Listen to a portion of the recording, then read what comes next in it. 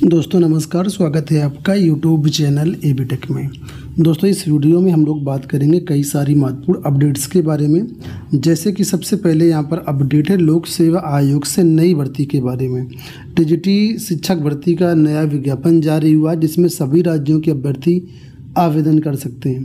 तो इस विज्ञापन के बारे में बात करेंगे। इसके अलावा DSSB की जो शिक्षक भर्तियाँ इस समय चल रही हैं या जिसके आवेदन शुरू होने वाले हैं उसमें OBC को किस प्रकार रिजर्वेशन मिलेगा, SC ST को किस प्रकार रिजर्वेशन मिलेगा, इस पर बात करेंगे। इसके अलावा 65,000 नई शिक्षक भर्ती के बारे में भी अपडेट निकल के आ चुकी है।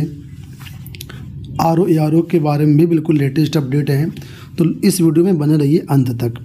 सबसे पहले जो भी अभ्यर्थी DSSB की तैयारी कर रहे हैं उनके लिए सूचना। आज इस वीडियो में हम लोग बात करने वाले हैं DSSB 2024 एग्जाम की बेस्ट बुक के बारे में, जो कि चक्षु प्रकाशन द्वारा जारी की गई है। ये एक स्टडी गाइड बुक है जो कि DSSB की कई सारी भर्तियों के लिए उपयोगी है, जैसे कि NTT, PRT, TGT, PGT, special educator, DAS और DSSB के जो भी अन्य एग्जाम हैं उन्हें सभी के लिए पेपर 1 की एक कंप्लीट स्टडी गाइड बुक है। इसमें अगर हम बात करें सिलेबस की तो इसमें सामान्य अध्ययन, तर्क शक्ति, गणित, हिंदी भाषा, इंग्लिश लैंग्वेज, इन सभी विषयों के सिलेबस को डिटेल्ड से कवर किया गया है। 100% DSSB के सिलेबस पर आधारित ये पुस्तक है। 4500 से ज़्यादा बहुकल्पीय प्रश्न हल करके आपको यहाँ पर व्याख्यात्मक रूप से दिए गए हैं। इस पुस्तक की भाषा देखें तो काफ़ी आसान है, सारी चीज़ें बिल्कुल आप आसानी से बारीकी से इसमें समझ सकते हैं। सभी इंपॉर्टेंट पॉइंट्स को यहाँ पर हाईलाइट करके भी दिया गया है।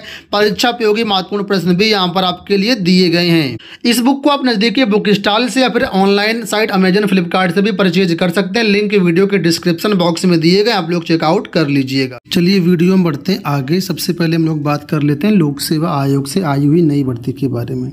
तो यहाँ पर देखिए ये जो भर्ती आई हुई है TGT की है, सरकारी भर्ती है, गवर्नमेंट जॉब है।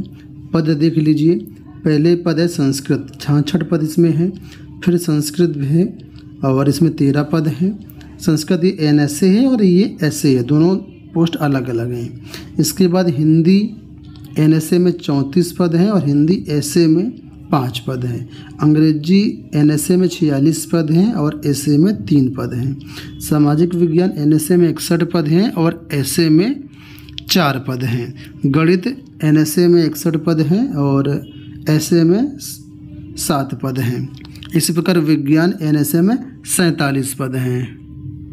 अब यहाँ पर आप लोगों को एक डाउट हो रहा होगा कि आखिर NSA और SA क्या है। तो यहाँ पर देखिए बताया गया है NSA का मतलब है नॉन शेड्यूल्ड एरिया और SA का मतलब है शेड्यूल्ड एरिया। ठीक है, तो इसको आप यहाँ पर अगर ऊपर देखेंगे तो यहाँ पर ऊपर भी आपको देखने को मिल जाएगा। तो यहाँ पर कुल मिलाकर के ये भर्ती है राजस्थान से, और राजस्थान में आप लोग जानते होंगे TSP और SP चलता था, वही चीज़ है यहाँ। तो कुल मिलाकर के मतलब यहाँ पर ये है कि जो ऐसे एरिया वाले अभ्यर्थी हैं जो राजस्थान के हैं वो लोग ऐसे वाले पोस्ट के लिए भी आवेदन कर सकते हैं और NSA के लिए भी आवेदन कर सकते हैं। बाकी जितने भी अदर स्टेट से अभ्यर्थी हैं वो सब NSA वाली नॉन शेड्यूल एरिया वाली जो पोस्ट है उसके लिए आवेदन कर पाएंगे। ठीक है, मैं इसके बारे में ऑलरेडी एक डिटेल्ड वीडियो बना चुका हूँ, आप उसको देख सकते हैं तो आपको सारी चीज़ें समझ में आ जाएंगी। कौन से एरिया TSP में आते हैं, कौन से एरिया नॉन TSP में आते हैं। ठीक है, तो उसको आप रेफ़र कर सकते हैं, लिंक आपको डिस्क्रिप्शन बॉक्स से मिल जाएगा। राजस्थान लोक सेवा आयोग की तरफ से भर्ती आई हुई आज 31 जनवरी को ही ये विज्ञापन जारी किया गया है। कुल पदों की संख्या 347 और राजस्थान के संस्कृत शिक्षा विभाग में भर्तियाँ आई हुई हैं। अब इसमें अगर आवेदन करने की बात करें तो यहाँ पर देखिए आपको आवेदन करने के लिए सारी चीज़ें मिल जाएंगी। उससे पहले मैं आपको बता देता हूँ एलिजिबिलिटी क्राइटेरिया क्या है। यहाँ पर बोला गया है कि अगर आपने ग्रेजुएशन किया हुआ है या उसके समकक्ष कोई क्वालिफिकेशन लिया हुआ है और आपने BEd किया हुआ है या कोई डिप्लोमा लिया हुआ है, ठीक है, तो यहाँ पर आप आवेदन करने के लिए पात्र हैं। साथ में हिंदी का ज्ञान होना चाहिए। किसी प्रकार से टेट सीटेट की ज़रूरत इसमें नहीं है। साथ में ये भी बोला गया है कि शैक्षणिक योग्यता के अंतिम वर्ष में जो छात्र सम्मिलित हो रहे हैं वो भी इसमें आवेदन कर सकते हैं। ठीक है, आवेदन के लिए जो डेट निर्धारित होगी, कट ऑफ डेट, वो 1 जुलाई 2024 रहेगी। 18 से 40 वर्ष से यहाँ पर एज रखी गई है। इसके लिए आवेदन 6 फरवरी से प्रारंभ होगा और 6 मार्च 2024 तक आप लोग आराम से फॉर्म भर सकते हैं। RPSC की वेबसाइट पर जाना है, वहाँ से आपके लिए इसके लिए आवेदन मिल जाएंगे 6 फरवरी से, ठीक है। अब बात कर लेते हैं DSSB भर्तियों को लेकर के। तो DSSB का देखिए मेरे पास नोटिफिकेशन है, यहाँ पर सारी चीज़ें बताई गई हैं। सबसे ज़्यादा यहाँ विवाद है वो OBC को लेकर के है कि OBC दिल्ली का होना चाहिए या अदर स्टेट वाला OBC, किसको यहाँ पर रिजर्वेशन मिलेगा। तो यहाँ पर नोटिफिकेशन में देखेंगे पेज नंबर कौन सा है, पेज नंबर 10A है मेरे पास, और इसमें देखेंगे तो यहाँ पर बोला गया है कि जो रिजर्वेशन का लाभ है केवल OBC दिल्ली के अभ्यर्थियों को ही मिलेगा, ठीक है। बाकी जो अदर स्टेट के OBC हैं उनको OBC रिजर्वेशन का लाभ नहीं मिलेगा, लेकिन एक शर्त में आपको मिल सकता है। वो कौन सी शर्त है? अगर आप दिल्ली में, ठीक है, 8 सितंबर 1993 से पहले रहते थे, वहाँ का कोई प्रूफ आपके पास है और इस समय आप अदर स्टेट में रहते हैं, तो अगर आप 8 सितंबर 1993 के पहले का कोई प्रूफ लगाते हैं तो आपको OBC रिजर्वेशन का लाभ अदर स्टेट्स में रहते हुए भी मिल सकता है, ठीक है। तो जितने भी आउटसाइडर हैं, चाहे वो किसी भी स्टेट में रहते हो, आउटसाइडर OBC जितने भी हैं, वो सब अनरिजर्व कैटेगरी के अंतर्गत ही आवेदन करना है आपको। OBC का लाभ किसी प्रकार से आपको नहीं लेना, नहीं तो फॉर्म आपका रिजेक्ट हो जाएगा। बाकी किसी को कोई दिक्कत नहीं है।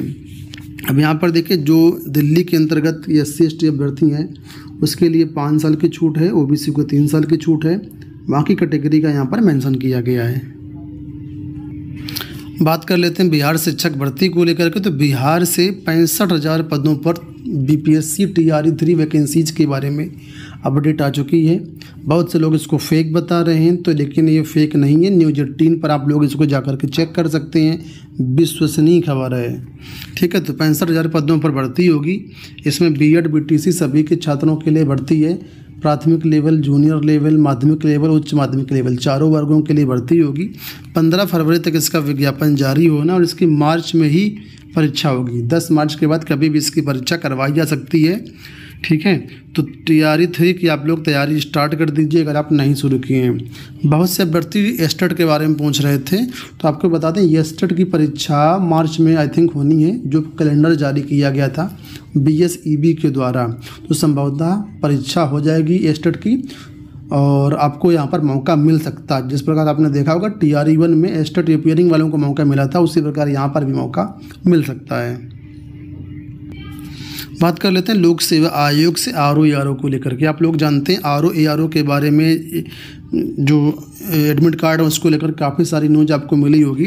तो एक्चुअल में जो भी न्यूज़ मिल रही है वो BPSC की तरफ UPPSC की तरफ से ही मिल गई है।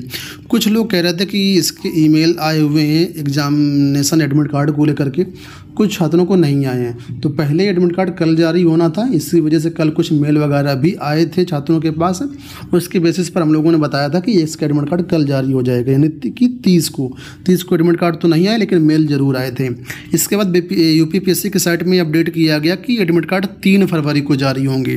लेकिन अभी फिलहाल UPPSC की वेबसाइट पर देखिए ये लिख करके आ रहा है कि प्रवेश पत्र आपके 2 फरवरी को जारी किए जाएंगे। तो ये लगातार बदलाव वहीं से हो रहा है, इसी वजह से हम आपको सारी सूचनाएं दे रहे हैं, ठीक है। उम्मीद करेंगे वीडियो आपको पसंद आया होगा। धन्यवाद।